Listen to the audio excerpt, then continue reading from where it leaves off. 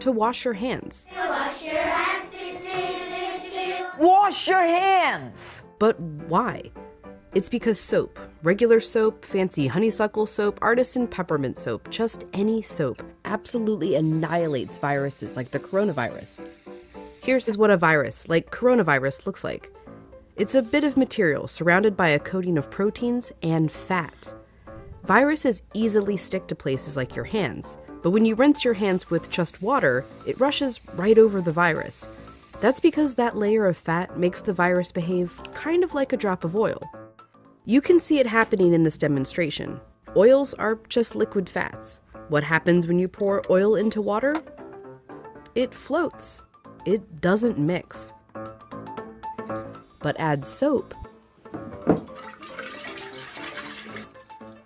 and suddenly that fatty oil dissolves into the water.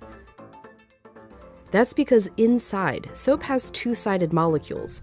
One end of the molecule is attracted to water, the other end to fat. So when the soap molecules come in contact with water and fat, these dual attractions literally pull the fat apart, surrounding the oil particles and dispersing them through the water. Let's go back to our coronavirus molecule with that layer of fat holding everything together. When it interacts with soap, bam, that fat gets pulled out by the soap. Soap literally pulls apart and demolishes these viruses. And then the water rinses the harmless leftover shards of virus down the drain. But, and you know where I'm going with this, it takes time for this effect to happen. 20 seconds to be specific. To show why, we ordered this lotion that mimics viruses and their fatty layers. It glows under a UV light. If you just rinse your hands under regular water, nothing comes off. If you wash with soap for just 5 seconds or 10 seconds, your hands are still covered. The virus is still there, able to get you and others sick. But 20 full seconds, now the soap is actually destroying the virus.